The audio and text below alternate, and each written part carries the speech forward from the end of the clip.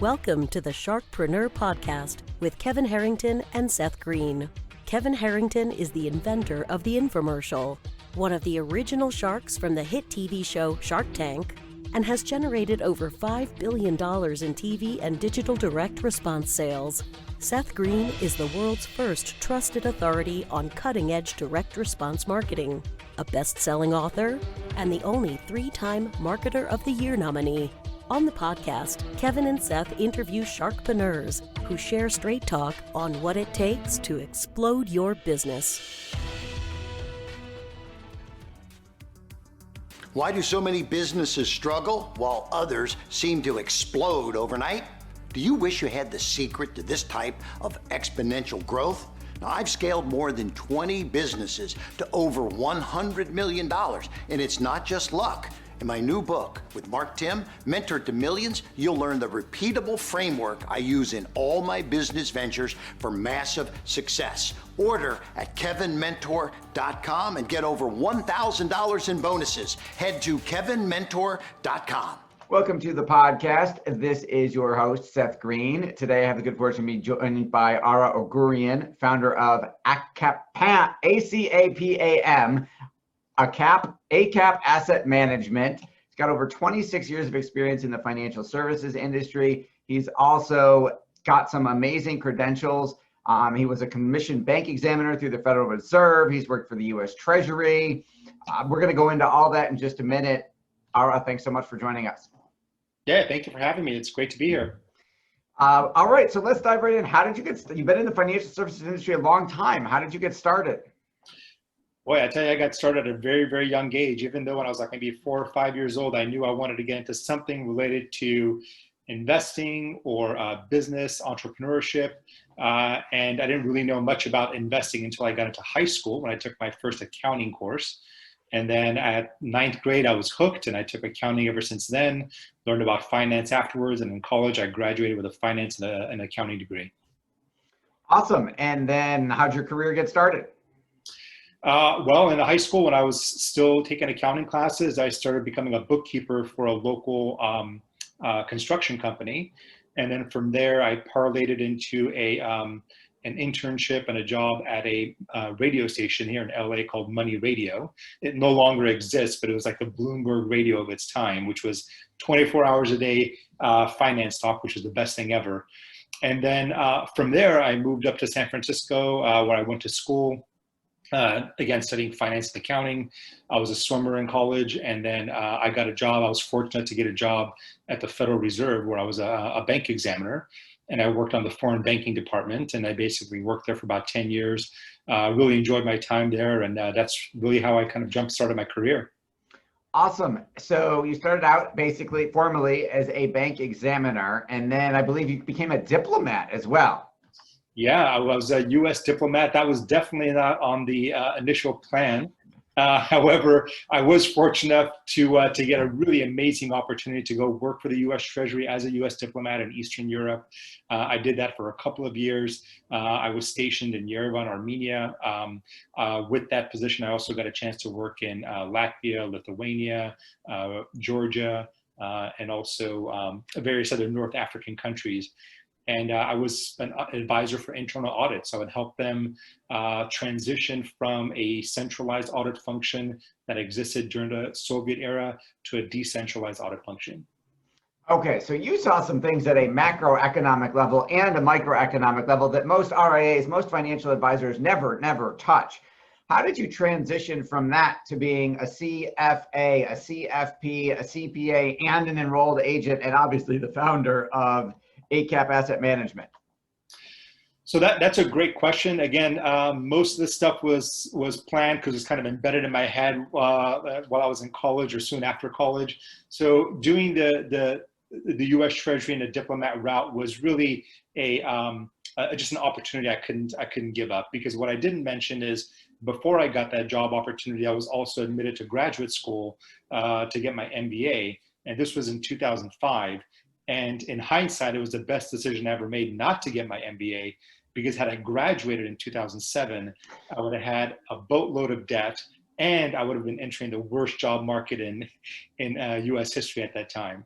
So the initial goal was for me to go to graduate school, get my MBA, and then start my own RIA at that time. But because I got this great opportunity with the U.S. Treasury, I decided to take that, build up some money, and then give me the opportunity to be able to do it myself and start it without having to worry about taking on a lot of debt. Okay, great strategy. Obviously, you picked the timing perfectly. You founded ACap Asset Management in 2009. Talk a little bit about how that's grown over the last 11 years. And obviously, you wear multiple hats because not only are you the founder, but you are also you are also an accountant and a certified financial planner. Usually, that's two full-time jobs. So talk a little bit about how you've grown the firm first. Right. Well, before I kind of talk about how I grew the firm since 2009, I should also mention that I spent about 25% of my time in nonprofit work, as well as some time spent on the board of directors of a bank. So my time is really stretched thin, although it doesn't take away from my time that I spend on my clients and the service that we provide for them. However, to answer your question, we have grown tremendously since 2009. When I started in 2009, we were primarily a financial planning firm, investment management for our clients. But we found that a lot of our clients were really wanting that one-stop shop. They kept asking us, hey, do you know someone that can do our taxes for us? We have some tax questions and we really need some advice on that. And having come from an audit background and an accounting background, I was able to provide them with that tax advice or accounting advice. But because I didn't have that CPA at that time, I was always referring them out to other CPAs. So about a couple of years into it, I realized that one of the best things we can do is provide that service for our existing clients, because that way we can be a one-stop shop for them. So I went and took the CPA exam. I already had the work experience. I already had the undergraduate degree with the education requirements. So then we started offering that a couple of years into it, and it was the best decision we ever made. Okay, so why not, I'll play hindsight devil's advocate, why not hire a CPA to work for you as opposed to getting what is not an easy degree yourself? I didn't think about that. That's a good question. We do have CPAs now that work for us. Okay, just making sure. Because you're going to run hours, according to my math, you ran out of hours in a day years ago. Right. Well, I think like any RIAs and financial planning firms or any business in general, as you grow and start refining your practice, you start being selective on the types of clients you take. And that's naturally happened to us as well. That's a perfect segue. So who are your ideal clients now? So that's a great question as well, because our ideal client has changed in 2020 than it was prior to 2020. So prior to this year, we focused heavily on the healthcare market. So a high percentage of our clients are either physicians, medical groups, hospitals, really anyone under the umbrella of healthcare. That was our target market. And it still represents about 85% of our clients. So it's a high percentage already. But as of this year, we're shifting away from that. Most of our clients are professional service firms. They're small business owners. They're really anyone that is interested and motivated and serious about saving for their retirement, and they want to work with us. Okay, so how did you decide to make that shift? We started getting clients that were outside of our target market. So people will contact us, whether it was through a referral from an existing client or a center of influence or just a cold email from them. And they would say, hey, we're not in the healthcare industry, but can you help us out? Because we heard good things about you or you have great reviews. We want to see if we can work with you. So we decided, why let that opportunity go and be able to work with those individuals as well. That makes a lot of sense. How are you bringing new clients in the door? How are you marketing the firm? A lot of it is through existing clients. So we really cultivate our existing clients and have a lot of referrals. We have what we call internally as champions. Our champions are clients that routinely refer clients to us. So we try to stay close with them and let them know the ideal client for us. We also get clients through centers of influence. So centers of influence are other professionals that we work with. It could be another CPA firm. It could be another RIA. But most of the time it might be a realtor, a mortgage broker, really anyone in the professional industry that has a deep connection with their clients. Okay, so when you talk about cultivating your existing client relationships, are you doing something different from just doing a phenomenal job? How are those organic referrals that they just call in and say, hey, I want to introduce you to my buddy at work, he's retiring? Or are you doing something proactively to get the phone to ring? It's a little bit of both. So I think most RIAs or business owners that work closely with clients will realize that over time, your clients tend to be very similar in personality than you are, because we just like working with people that we like with, right? So that's just natural. And what ends up happening is people that have the same interests that I do, we end up doing things together, whether if it's, for example, my wife and I like to go to the opera, so we'll go to the opera together. Or if I like to play tennis, and I do like to play tennis, a lot of my clients like to play tennis. So we'll either go to tennis tournaments together, or we'll play tennis, or we'll watch tennis. Golf is another example as well. Lately, I got into scotch drinking, so I'll have like scotch tasting parties at my house and then invite clients over. So all those things are not only touch points, but they're just ways of staying in touch with my clients and people that I just like hanging out with. Absolutely. Now you're in Los Angeles, arguably probably the fourth most saturated city in the world in terms of financial advisors. How do you differentiate yourself? So we differentiate ourselves a number of different ways. The first one, as we've already talked about, is both being a financial advisory firm and a CPA firm that really sets us apart from most other advisory firms. The other is that we're fee only, so we don't work on a commission, we don't sell any product like most RIAs. So those are the two primary ways. And then the other is just also what I talked about is that personal relationship with clients. Someone could be a great client for me, or I might be a great advisor for them. But just because of personality differences or a variety of other reasons, I may not be the best suited person for them, or they may not be the best suited person for me. And we are not out there selling cups or pencils where we can sell thousands and thousands of these items in a year and still be able to service our clients. We are in a high touch business, so we can only service a certain number of clients. And at some point, there's going to be a point of saturation. If we serve any more than that, it's just not going to work out. Sure. You've achieved an incredible level of success so far. What would you say is the biggest challenge in between where you are and that next $500 million or $1 billion success mark in terms of AUM? Wow, that's a great question. I'd say use of technology is one of them. As technology becomes more and more prevalent in our industry, in any industry, it's learning what technology or what software you need and what technology can help you kind of get to that point. Because I think as humans, we have a tendency to buy technology and shoehorn it into what we're trying to do. And sometimes that's not the best approach. I think the best approach is identifying what your problem is and what you're trying to achieve, and then trying to find a solution software related that can help you get to that. So I think software is probably the best example of a hurdle that we need to bypass to get that next level. Your passion is obvious. What do you like best about what you do? Working with clients. I absolutely love talking with clients. I love helping them out. I love when they're able to get that aha moment, whether if it's trying to buy a house or buying their second house or deciding whether what type of a partnership arrangement they should have with a new partner they're trying to bring in. So it's really being that trusted advisor for the client. I absolutely love. What, without giving any specific investment advice, we're not asking you to make any recommendations because you've done no due diligence on everybody in our audience. What are you talking to your clients about right now in terms of the current market environment? We're recording this during the height of the COVID pandemic, a couple months before the election. So right now, what we're telling our clients is to start building up some cash. We think that in the near term, we do see additional volatility because personally, I feel that there's a disconnect with what's going on in Main Street and what's going on in Wall Street. Wall Street tends to be increasing on a daily basis as far as stock prices. But when we look at the raw data from economic numbers, we see that the numbers are not that great. Unemployment is still relatively high. You have a lot of businesses closing down. You have a lot of layoffs. So, and then there's a lot of social unrest. So all those things, for me personally, lead me to believe that there should be some more cash buildup in portfolios. And we started to see this past week, we started to see some sectors actually go into a correction territory, which is 10% or more decline. All right, so what about the rest of the team? Because you can't do everything, even though you've already proven that you're kind of superhuman. Talk to us a little bit about the team structure you've got that's working with you.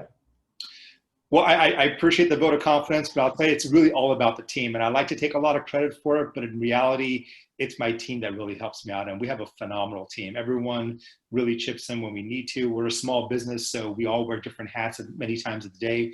And it's really having the right people in place. And my philosophy has always been hire slowly, but fire quickly. So you want to take the time to make sure that the person you're hiring on is a right fit for your team. They have to be a cultural fit. We can always train them on many different aspects of how we do things, but if they're a cultural fit and they've got a good work ethic, that really, really shows when we're talking to clients. Awesome. How many people are on your team and what roles are they in? So we just hired a few new people. So I think we're about 6 people, not including myself. And the different roles they play are, we have someone who's a planner that primarily just does financial plans. We have someone who does operations where they'll do onboarding of new clients.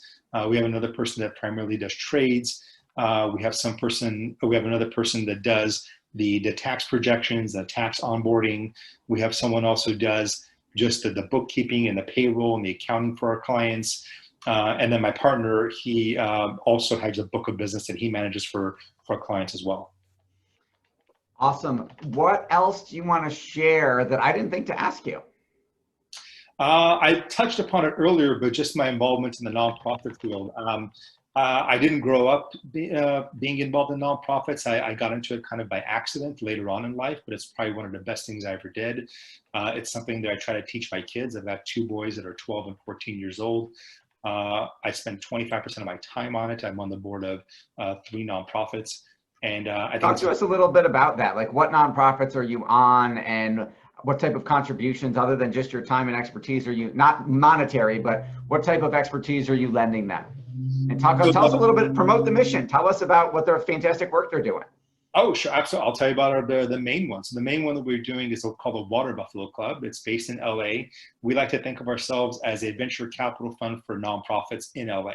So what we do is, if you're a nonprofit in LA County, which is really huge, and you focus on kids, they have to be underserved kids. They have to be within LA County, and they have to have a budget of less than $350,000. And the reason why we chose that budget amount is because those are the nonprofits that don't have the financial wherewithal or the capacity to go after larger grants. So they'll submit grant requests to us, and they'll say, for example, we need a new truck to deliver food in the summertime to kids who don't get food because they're not in school. Right. We go out there, we vet the charity, we're boots on the ground, we look at their numbers, we talk to the executive director, we see what they're doing, and then if they're a good fit for us, we provide funding for them. And it's a great way of getting actual dollars to these local charities that need it the most. That is absolutely fantastic. I've been working on a business model for a nonprofit where our marketing firm will donate marketing services to help the nonprofit reach more people, because what we found in our work, not as extensive as yours, but for the last 13 years working with a small number of nonprofits, is they don't have the budget or the mindset to think, hey, we need to be out there marketing. We should have a website where you can take donations. We should have Facebook ads or LinkedIn ads. They don't think like a traditional small business would, and they're missing out on a lot of opportunities. And then when they get educated in that mindset, they don't have the money, and they think, no, donation goes straight to the food for the poor, for the kids. They don't think we need to grow the organization. They think it's all about grants. They don't think, hey, we could get 1,000 donors at $1,000 a pop. Now we don't need to worry about a grant anymore. Right. And that's exactly who we're trying to target. And we want to get to the point where these nonprofits don't need our help anymore. And we've got several instances where we have basically provided the seed funding, for these nonprofits. And now they've grown so huge, they're 10 times the size of even our nonprofit. That is awesome. All right. For our folks who are, I know your time is incredibly valuable. We really appreciate it. For our folks who are watching and listening and want to learn more about ACap Asset Management and all things Ara, where should they go? They can go directly to our website. It's acapam.com. So Apple Cat, Apple Peter, Apple Mary.com. ACapAM for assetmanagement.com. We'll put a link in the show notes. Ara, thank you so much for joining us. Thank you very much for having me. It was a pleasure. Thanks everybody for watching or listening. We'll talk to you next time. Do you need money to fund your idea, product, or service? Are you ready to take your business to the next level but need capital to get it done? Kevin Harrington has heard more than 50,000 pitches and knows how to help you make the perfect pitch to get the funding for your entrepreneurial dream. He's distilled the process down in his perfect pitch cheat sheet, and it's yours for free. Just text PITCH to him right now at 727-888-2100. Text PITCH to 727-888-2100 right now and claim your free perfect pitch cheat sheet. Text PITCH to 727-888-2100 to start funding your dream today. This show has been produced by Market Domination, LLC. To discover how you can have your own show completely done for you and turn it into a real published book and become the authority in your marketplace, go to www.marketdominationllc.com/podcast offer.